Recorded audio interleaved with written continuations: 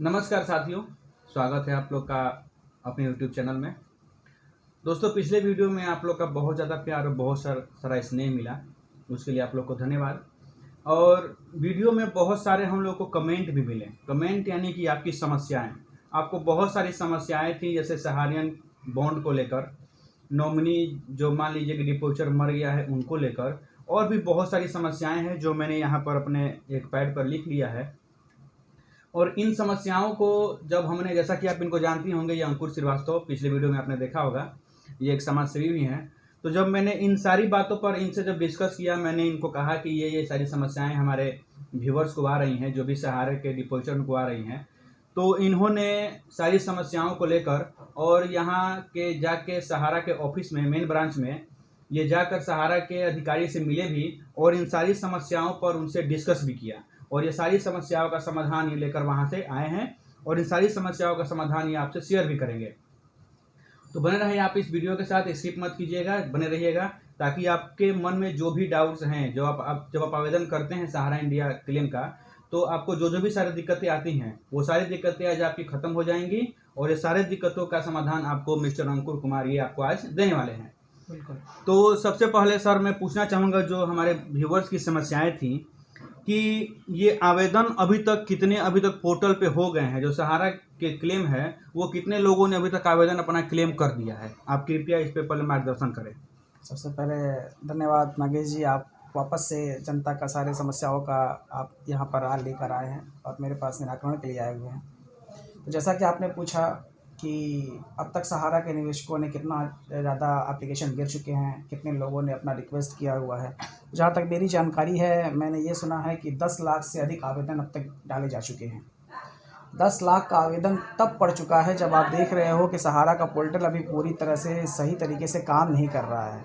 उसके बावजूद 10 लाख आवेदन का पड़ना अपने आप में एक बहुत बड़ी मायने की बात है। लोग अपने पैसे को लेने के लिए कितने ज़्यादा तत्पर हैं, है ना। तो 10 लाख का आवेदन अब तक गिर चुका है और आने वाले समय में ये जैसे जैसे सर्वर का काम और तेज़ी से चलेगा, वैसे वैसे आवेदन की संख्या बढ़ने की संभावना आगे बढ़ती जाएगी। ऑब्वियसली वो तो बढ़ेगी ही। जैसे कि आप लोग जानते हैं कि 18 जुलाई से आवेदन स्टार्ट है, लेकिन बीच में साइट काम नहीं कर रहा था। लगभग 22 या 23 तारीख से साइट थोड़ा अच्छा से काम कर रहा है, थोड़ा सा अच्छा से काम कर रहा है, और उसमें भी 10 लाख आवेदन गिर चुके हैं। तो आप भी आवेदन कीजिए, पीछे मत रहिए। जो आवेदन करेगा उसको पैसा 10,000 मिलेंगे ही।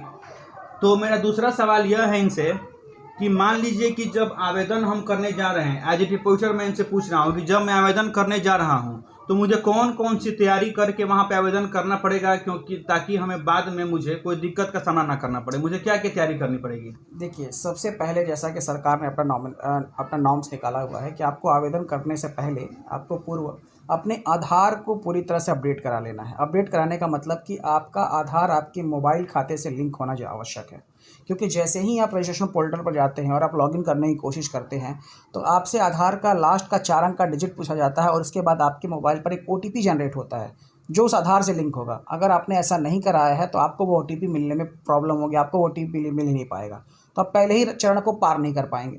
इसलिए सबसे पहला काम आपको अपने आधार को अपने मोबाइल से लिंक कराना आवश्यक है। दूसरा कि अपने बैंक का KYC आप ज़रूर करवाइए। KYC का मतलब हो गया, बैंक हर साल आपका अपने अकाउंट को वेरीफाई करता है कि मेरा यूज़र एग्जिस्ट कर रहा है या नहीं कर रहा है, तो हर साल आपको KYC करानी होती है। ये आप याद रखिएगा इस बात को। कई लोग सोचते हैं कि एक बार बैंक में KYC कराने के बाद हमारा काम ख़त्म हो गया, लेकिन नहीं, ऐसा नहीं है। अब रूल बदल चुके हैं, आपको हर साल अपने बैंक में KYC करानी होगी। तो आपको इस बात के लिए आप इंश्योर हो लीजिए, पहले बिल्कुल कंफर्म हो जाइए कि आपने आपके बैंक खाते से आपका आधार पूर्णतया जुड़ा हुआ है, अपने बैंक में आपने अपनी KYC करा रखी है।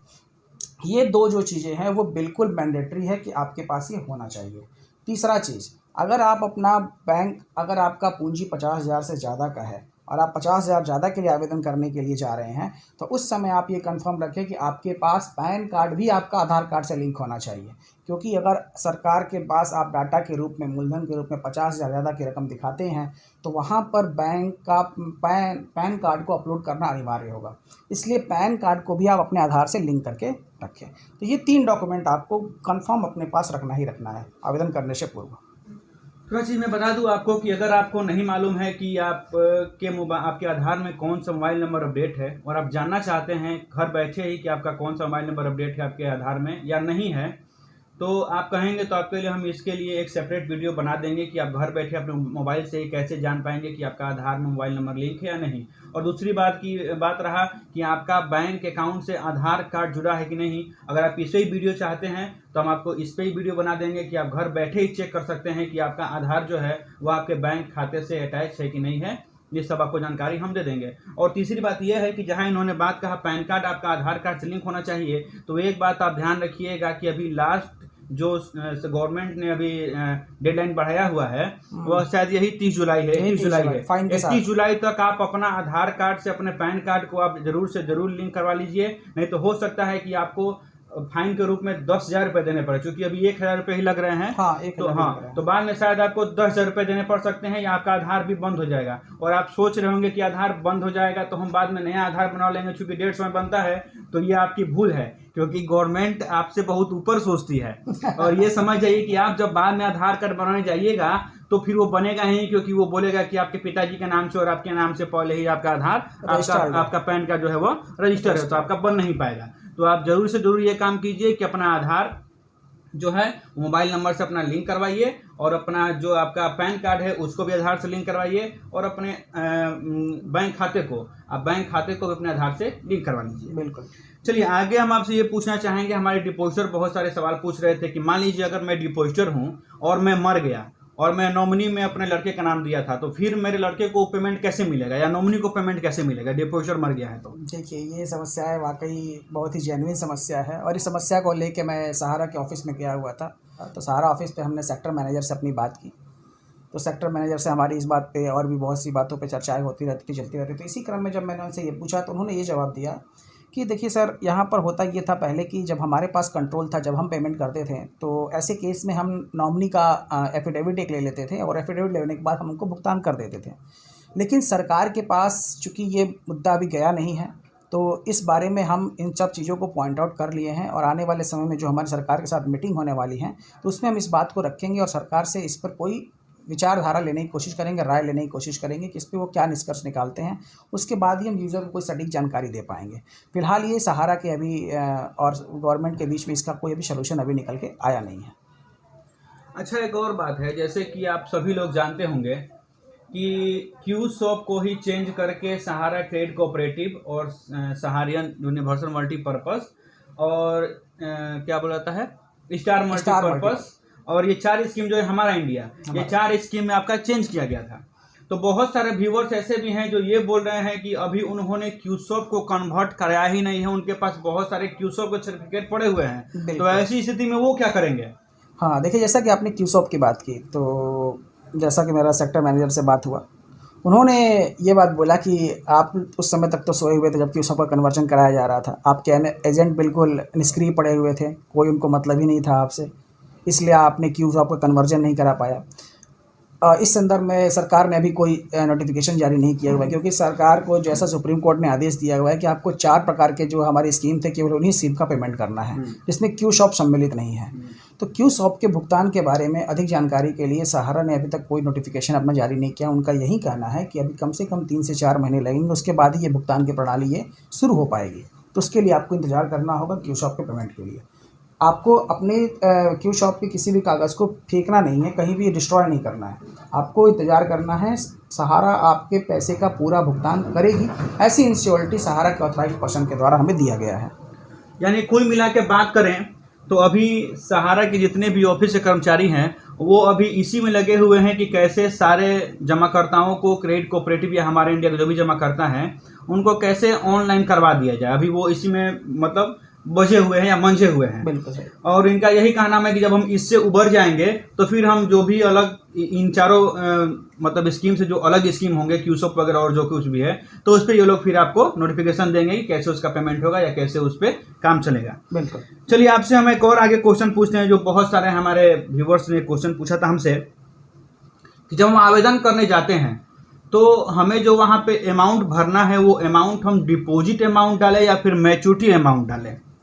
बहुत ही सही प्रश्न आपने पूछा हुआ है। तो जब भी आप आवेदन करने जाएं और आपके पास ऐसा समस्या आता है, जब आप सर्टिफिकेट पर देखोगे तो आपको 2 अमाउंट लिखे हुए मिलते हैं कि आपने कितना उसमें जमा किया है, जो मूलधन की राशि इसको आप डिपॉजिट अमाउंट बोल रहे हो, और एक था मैच्योरिटी अमाउंट। तो जब भी आप इसको भरने की कोशिश करें, जब भी आप भरें, तो हमेशा आपको अपना डिपॉजिट अमाउंट ही डालना है, ना कि आपको अपना मैच्योरिटी अमाउंट डालना है। क्यों? ऐसा इसलिए है क्योंकि जब सहारा की, सेबी की और गवर्नमेंट की, वित्त मंत्रालय की, फाइनेंस मिनिस्ट्री की, जब तीनों लोगों की बैठक हुई थी, तो इस केस में सहारे के सारे डाटा को सेबी के पास ट्रांसफ़र कर दिया गया था। तो सेबी के पास सारा का सारा डाटा है कि किस अकाउंट का किस डिपॉजिट अमाउंट पर कितना मैच्योरिटी अमाउंट बन रहा है। इसलिए सेबी ने जो फॉर्मेट निकाला है, वो फॉर्मेट इसी क्रम पे निकाला गया है कि आपको अपना डिपॉजिट अमाउंट ही डालना है, आपको अपने मूलधन को ही डालना है। बाकी क्या इंटरेस्ट बनता है, कैसे बनता है, उसके बारे में सेबी आपको समय समय पर सूचित करती रहेगी, आपके अकाउंट के माध्यम से आपको जानकारी देती रहेगी। अब यहाँ पे एक चीज़ मैं आपको अपडेट कर दूँ, आप ध्यान दीजिएगा, जब भी आप ऑनलाइन करते हैं अपना आवेदन या जाके साइबर कैफ़े पर आवेदन करवाते हैं, तो चूंकि आपके पास बॉन्ड बहुत सारे होते हैं, बहुत लोगों के पास एक ही बॉन्ड है, बहुत लोगों के पास 50-50 बॉन्ड है, तो वहाँ गलती हो सकती है आपसे। और ये समझ जाइए आप कि सरकार या फिर सहारा आपकी गलती खोजेगी ताकि आपको पेमेंट ना मिले और वो पैसा बच जाए। तो आपको करना ये है कि आप जब आपका जो बॉन्ड होगा उस पर आप देखिएगा, तो उस पर एक डिपॉजिट डेट होगा, यानी कब आपने पैसा जमा किया है, और एक डेट होगा मैच्योरिटी डेट कि कब आपका पैसा आपको मिलेगा। तो आप ध्यान रखिए कि ये डेट आपको देख कर डालना है, कहीं आप मैच्योरिटी डेट को ही ना डिपॉजिट डेट में डाल दें। तो ये आप ध्यान दीजिए कि ये ऊपर नीचे ही है, और ऊपर नीचे में आप भूल कर अगर मैच्योरिटी डेट डाल देंगे तो फिर आपको दिक्कत हो सकता है। तो आप ये सब चीज़ ध्यान से डालिएगा, चाहे मेंबरशिप नंबर हो या फिर अकाउंट नंबर हो या फिर बॉन्ड नंबर हो, जो भी डिटेल आप डालिएगा आप एक बार ज़रूर मिला लीजिएगा। अगर आप साइबर कैफ़े पर डलवा रहे हैं तो वहाँ भी आप पहले मिलवा लीजिएगा कि हाँ उन्होंने सही सही डेटा भरा है कि नहीं भरा है, तभी आप उसको फाइनल सबमिट कीजिएगा। ठीक है। जहाँ पर नागेश जी मैं एक आउट करने जरूर चाहूँगा, क्योंकि ये पूरा का पूरा काम या तो सीएससी सेंटर्स के थ्रू हो रहा है या तो साइबर कैफ़े के थ्रू हो रहा है, तो आपको इस बात की इंश्योरिटी रखनी होगी कि आप किसी अपने परिचित के पास ही जाएँ इन फॉर्म को भरवाने के लिए। किसी भी ऐसे वैसे साइबर कैफ़े पे आप ना जाएं, जिन साइबर कैफ़े पे आप पे भरोसा है कि आपके डॉक्यूमेंट का वो मिसयूज़ नहीं करेंगे, आपके डॉक्यूमेंट को प्रॉपर समय देकर वो भरेंगे, उन्हीं लोगों से आप अपना एप्लीकेशन को फिलअप करवाइए। इस बात का खास ध्यान रखेंगे। हाँ, क्योंकि ऐसा बहुत होता है, क्योंकि ये आपके सीधे आधार से आपका अकाउंट नंबर और बैंक नंबर जुड़ा हुआ है, तो आपका OTP का सारा खेल है। तो हो सकता है कि आप किसी अनजान जगह पे जाएं तो आपके बैंक से पैसे भी खत्म हो सकते हैं, OTP आप दे देंगे तो, क्योंकि वो क्या कर रहा है, क्योंकि आप गरीब डिपॉजिटर हैं, आपको तो उतना नेट का ज्ञान है, तभी दूसरे के पास गए हैं। अगर आपको नेट का ज्ञान होता तो आप घर बैठ के कर लेते।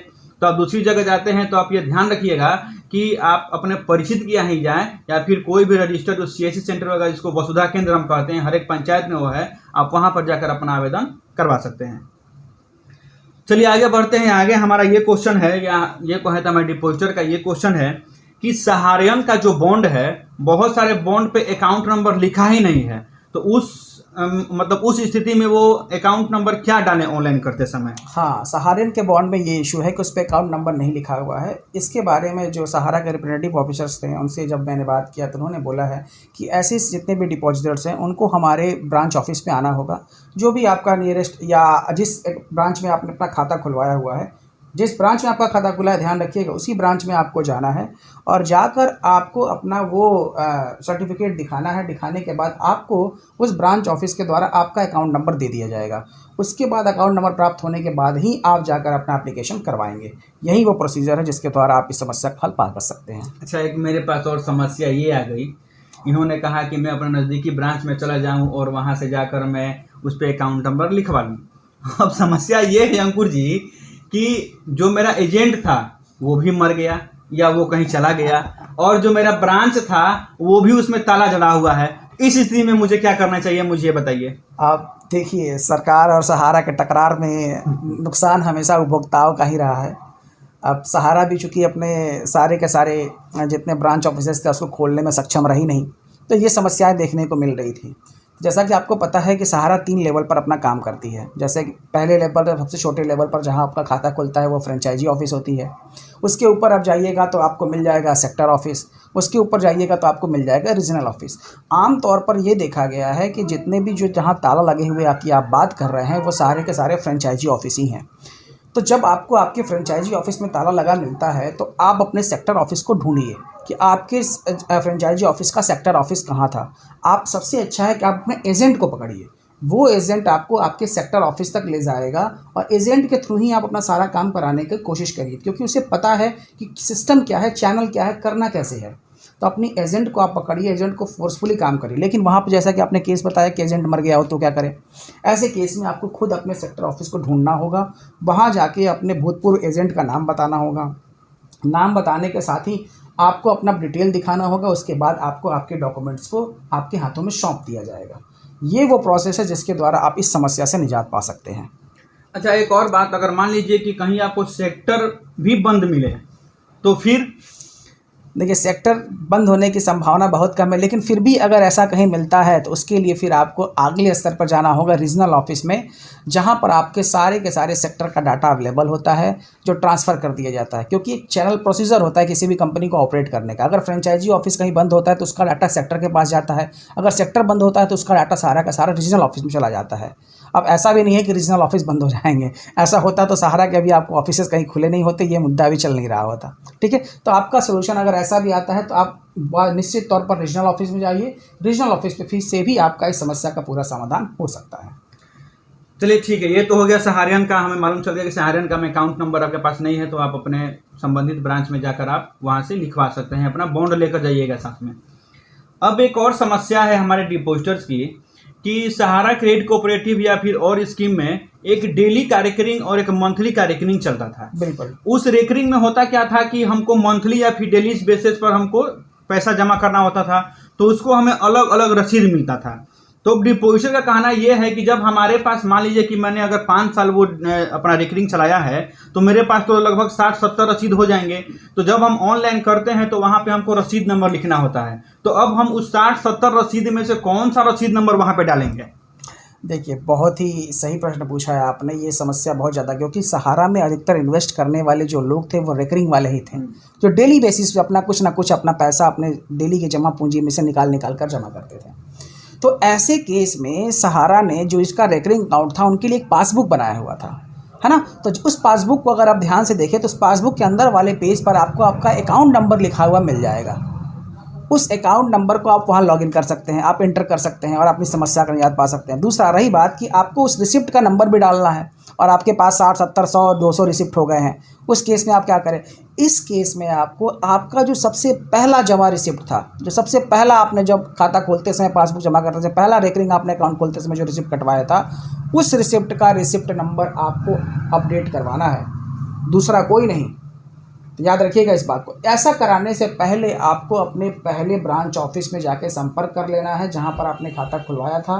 उस पासबुक को आपको अपडेट करा लेना है कि अभी तक में मैंने इसमें कितना डिपॉजिट अमाउंट टोटल डाला है, क्योंकि आपको वहां पर डिपॉजिट अमाउंट भी इंटर करना होगा। तो उससे पहले आपको अपने संबंधित ब्रांच ऑफिस में जाकर अपने पासबुक को अपडेट करा लेना है।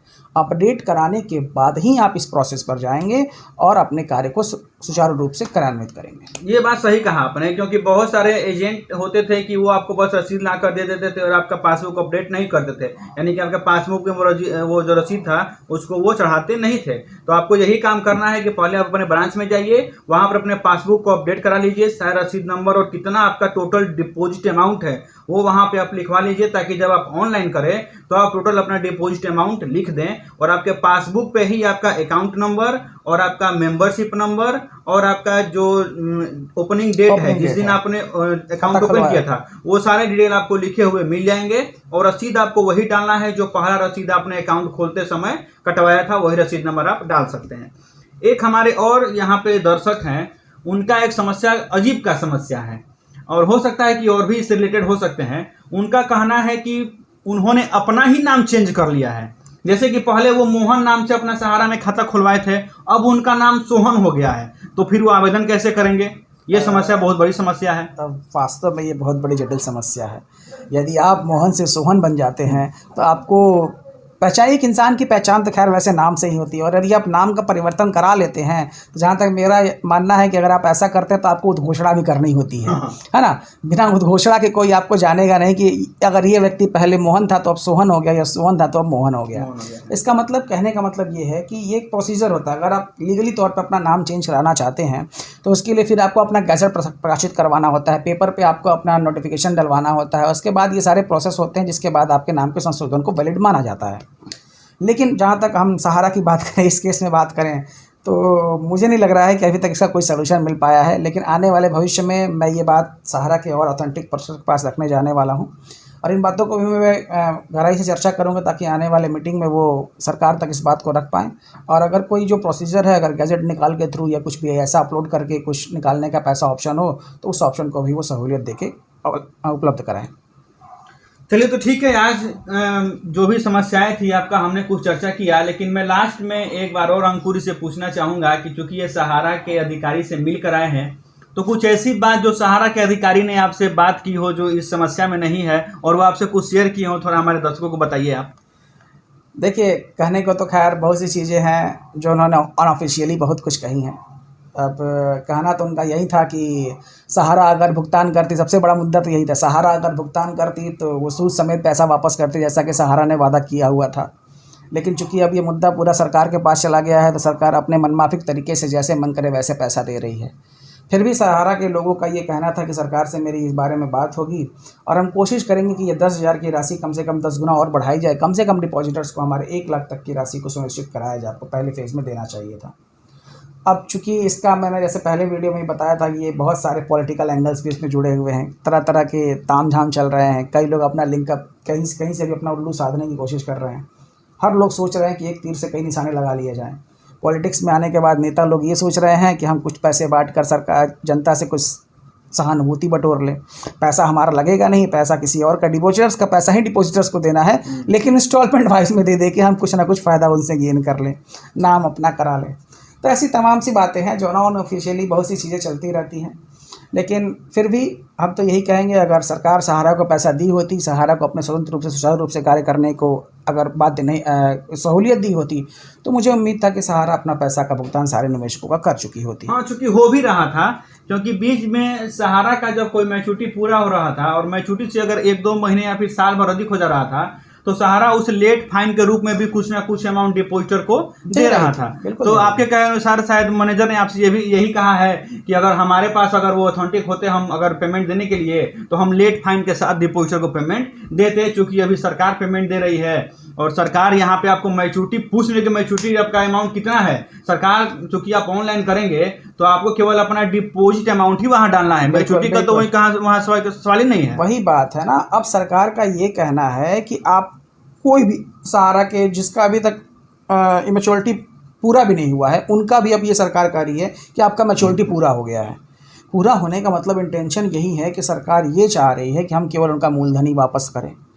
तो हमें ऐसे चीज़ों का लाभ लेने से फिर क्या फ़ायदा मिला? ये एक बात इन्होंने भी बहुत बढ़िया कही और मुझे ख्याल आ गया कि कुछ डिपॉजिटर हमारे ये भी पूछ रहे थे कि मान लीजिए उनका अगर सहारा क्रेडिट कोऑपरेटिव का अगर उनका अकाउंट है, उन्होंने 2015 में अकाउंट ओपन किया था और सहारा में 15 साल का भी अकाउंट था, तो उनका अगर 2030 में मैच्योरिटी पूरा हो रहा है, तो क्या वो इस साइड पे डिमांड अपना वो कर सकते हैं या नहीं कर सकते? जिनका मैच्योरिटी पूरा हो गया वही डिमांड करेंगे या कोई कर सकता है? नहीं, यही तो खास बात है कि अब सरकार ने ये बोला है कि इन 4 स्कीमों में, जिन 4 स्कीमों की हम लगातार बात कर रहे हैं, इन 4 स्कीमों में भी अगर आपने कुछ भी अपना इन्वेस्ट किया हो, चाहे वो आपने 3 साल पहले ही क्यों ना खोला हुआ हो, आपका 10 साल बाद मैच्योरिटी अमाउंट पूरा होने वाला है, आप सभी लोगों को अपना आवेदन करना है, क्योंकि इस स्कीम को अब और आगे नहीं बढ़ाया जा रहा है। तो ये बहुत ही गंभीर बात है कि आप सभी लोगों का, जितने भी डिपॉजिटर्स हमारे, चाहे वो नए हो चाहे वो पुराने हो, सभी आप अपने स्कीम्स को मैच्योर्ड माने और अपने जो भी ऑनलाइन प्रक्रिया है उस प्रक्रिया में भाग लें और सभी अपना अकाउंट रजिस्टर्ड करवाएं ताकि आपको आपकी भुगतान राशि मिल सके।